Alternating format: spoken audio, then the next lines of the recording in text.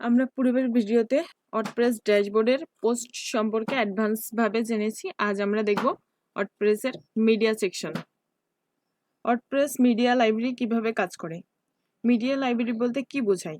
একটি ওয়েবসাইটের audio, video, image, text, document ইত্যাদির সমন্বয়ে মিডিয়া লাইব্রেরি গঠিত হয়। আপনি মিডিয়া লাইব্রেরি থেকে অডিও, ভিডিও, ইমেজ সম্পর্কিত যে কোনো কিছু অ্যাড করতে পারবেন, এডিট করতে পারবেন, ডিলিট করতে পারবেন, এমনকি ভিউ করতে পারবেন। আপনি চাইলে পোস্ট করার সময় মিডিয়া লাইব্রেরি প্রত্যেকটি সেকশন অ্যাড করে নিতে পারবেন, অথবা আপনি সরাসরি মিডিয়া লাইব্রেরি থেকে অ্যাড করে নিতে পারবেন। চলুন তাহলে আজকে আমরা দেখি কিভাবে মিডিয়া লাইব্রেরি প্রত্যেকটা সেকশন কাজ করে। মিডিয়া লাইব্রেরিতে দুইটি সেকশন হয়েছে, একটি হচ্ছে লাইব্রেরি আর পরেরটি হচ্ছে অ্যাড নিউ। আমরা লাইব্রেরি সেকশনে ক্লিক করলাম। লাইব্রেরি সেকশনে ক্লিক করলে আমাদের সামনে নতুন একটি পেজ ওপেন হলো। এখানে বিভিন্ন ধরনের সেকশন রয়েছে। প্রথমে আছে add new. Add new option থেকে আপনি হচ্ছে নতুন কোনো ইমেজ যদি এখানে অ্যাড করতে চান আপনার ওয়েবসাইটের আন্ডারে, তাহলে এখান থেকে অ্যাড নিউ বাটনে ক্লিক করবেন। সিলেক্ট ফাইলে ক্লিক করলে আপনি আপনার লোকাল কম্পিউটার থেকে ইমেজ আপনার ওয়েবসাইটের আন্ডারে আপলোড করতে পারবেন। এখান থেকে সিলেক্ট করে ওপেন করলে আপনার ওয়েবসাইটে আন্ডারে এটি ওপেন হয়ে যাবে। আমি যেহেতু কোনো ইমেজ আপলোড করতে চাচ্ছি না, যার কারণে আমি এখানে সিলেক্ট করলাম না। এটা হচ্ছে অ্যাড নিউ বাটনের কাজ। নিচে আছে হচ্ছে অল মিডিয়া আইটেম। এখানে কি কি অ্যাড করা যাবে আপনার মিডিয়া সেকশনে সেটা এখান থেকে সিলেক্ট করে নিতে পারবেন।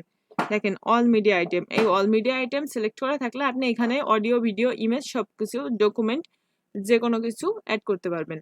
ইমেজ যদি সিলেক্ট করা থাকে শুধুমাত্র ইমেজ এখানে আপলোড করতে পারবেন। দেন হচ্ছে অডিও যদি সিলেক্ট করা থাকে এখানে শুধু আপনি অডিওগুলো দেখতে পাবেন। এরপরে ভিডিও সিলেক্ট করা থাকলে আপনি শুধুমাত্র ভিডিও দেখতে পাবেন। যেহেতু আমার এখানে কোনো ভিডিও নাই, যার কারণে নো মিডিয়া আইটেম ফাউন্ড। দেন হচ্ছে ডকুমেন্ট, কোনো ডকুমেন্ট যদি এখানে থাকে সেইটা আপনি দেখতে পাবেন। আমার এখানে ইমেজ বাদে কোনো ডকুমেন্ট নাই, যার কারণে আমার যে কোনোটা ক্লিক করলে আপনি এখানে ব্ল্যাঙ্ক দেখতে পাবেন। এরপর হচ্ছে স্প্রেডশিট, এরকম কোনো কিছুই এখানে নাই, যার কারণে প্রত্যেকটি এখান থেকে সিলেক্ট করলে কোনো কিছু দেখাবে না, ব্ল্যাঙ্ক আসবে। এখান থেকে আপনি যেটা চান সেটা এখান থেকে সিলেক্ট করে আপনি সিলেক্ট করলে আপনি সেইটা যদি আপনার ওয়েবসাইটের আন্ডারে থাকে, যদি আপনি অডিও চান, অডিও যদি সিলেক্ট করেন, আপনার ওয়েবসাইটে কোনো অডিও যদি আপনি আপলোড করে থাকেন, তাহলে এই অডিওর আন্ডারে সেগুলো এখানে শো করবে। এখান থেকে আমরা সবসময় অল মিডিয়া আইটেম সিলেক্ট করে রাখবো, তাহলে এখানে আমরা অডিও, ভিডিও, ইমেজ বা যে কোনো ডকুমেন্ট অথবা স্প্রেডশিট যা কিছুই আমরা আপলোড করি সব একবারে দেখতে পাবো। এরপর হচ্ছে অল ডেট। অল ডেট মানে হচ্ছে আপনি কোন ডেট, এখানে যদি অল ডেট থাকে তাহলে যতগুলো ইমেজ বা যা কিছু আছে সব এইখান থেকে শো করাতে পারবেন আপনি, মানে একবারে দেখতে পাবেন। যদি আপনি নির্দিষ্ট ডেটে চান, যেমন আগস্ট 2022, আগস্ট মাসে আমি কি কি আপলোড করেছি এটা যদি আমি এখানে ক্লিক করি তাহলে সেগুলো শুধুমাত্র এখানে শো করবে। দেখেন আগস্টে শুধুমাত্র আমি একটা ইমেজ আপলোড করেছি।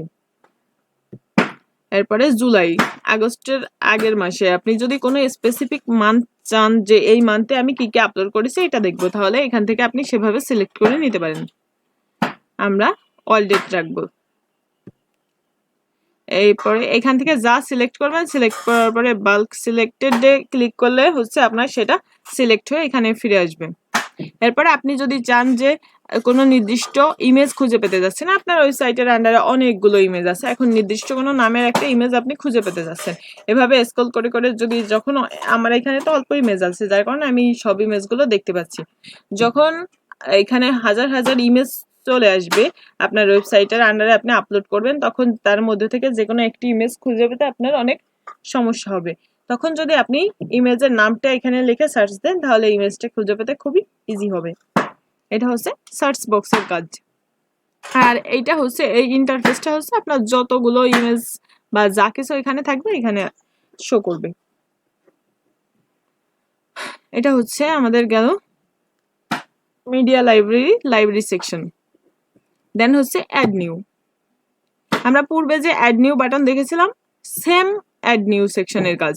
এখান থেকে আপনি ইমেজগুলো drop file to upload or select file, এখান থেকে সিলেক্ট ফাইলে ক্লিক করলে আপনি এখান থেকে যে কোনো ইমেজ আপলোড করতে পারবেন। সাপোজ আমি এই ইমেজটা আপলোড করতে যাচ্ছি, এই ইমেজটাকে ক্লিক করলাম, ওপেন বাটনে ক্লিক করলাম। কিছু সময় আপনাকে এখানে ওয়েট করতে হবে ইমেজটা আপলোড হওয়ার জন্য। দেখেন ইমেজটা এখানে চলে আসছে। এখানে যদি আপনি চান যে কপি করে ইমেজটা নিতে, তাহলে এই কপি ইমেজে ক্লিক করবেন, অথবা যদি চান যে ইমেজটাকে এডিট করবেন, এখানে ইমেজের এডিটের উপর ক্লিক করবেন। ক্লিক করলে আপনাকে দেখেন এডিট করার অপশন দিবে এরা। এখান থেকে আপনি দেখতে পাবেন ইমেজের বর্তমান সাইজ, ফাইল টাইপ পিএনজি ফরম্যাটে আছে ইমেজটা। এরপরে ফাইল সাইজ আছে 50 KB, এরপর হচ্ছে ডাইমেনশন আছে 623 আর হচ্ছে 367। এখান থেকে আপনি যদি চান এটা এডিট করে নিতে পারবেন। এডিট করে আপডেটে ক্লিক করবেন। এখানে এডিট ইমেজে ক্লিক করলে আপনি এটা এডিট করতে পারবেন। দেখেন এডিট ইমেজে ক্লিক করে আপনি এখান থেকে ডাইমেনশন চেঞ্জ করে দিতে পারবেন, ইমেজের রেশিও চেঞ্জ করতে পারবেন, দেন হচ্ছে থাম্বনেইল চেঞ্জ করতে পারবেন। এরপরে এটা কি ওয়াল ইমেজ সাইজ, এটা যে কোনো ইমেজের সাইজের সাথে ম্যাচ করবে। এরপরে থাম্বনেইল হবে নাকি এটা সিলেক্ট করে নিতে পারবেন, অল সাইজ অ্যাকসেপ্ট থাম্বনেইল। এইখান থেকে আপনি সেকশন সিলেক্ট করতে পারবেন, যে কোনো কিছু করে নিতে পারবেন এই ইমেজ এডিট থেকে। এরপরে আপনি যদি চান ইমেজটাকে ক্রপ করতে, এখানে ক্রপ করতে পারবেন, রোটেট করতে পারবেন, লেফট রাইট সেন্টার করে নিতে পারবেন, হরিজন্টাল আকারে নিতে পারবেন। সবকিছু এখান থেকে আপনি আপনার ইচ্ছা মতো করে এই সেভ বাটনে ক্লিক করবেন, দেন হচ্ছে আপডেট দিবেন। আপডেট দিলে আপনার ইমেজটা আপনি যেভাবে চাচ্ছেন সেভাবে এখানে চলে আসবে। আমি যেহেতু কোনো কিছুই করতে চাচ্ছি না, যা আছে এটাই রেখে দিলাম। রেখে দিয়ে আপডেটে যদি ক্লিক করি ইমেজটা চলে আসছে। দেখেন এইভাবে আপনি এরপরে এখান থেকে আপনি অল্টারনেটিভ টেক্সট ইউজ করতে পারেন। সাধারণত অল্টারনেটিভ টেক্সট এসইওর ক্ষেত্রে ব্যবহার করা হয়। এরপর যদি আপনি ক্যাপশন দিতে চান ইমেজের, এখানে ক্যাপশনটা লিখতে পারবেন।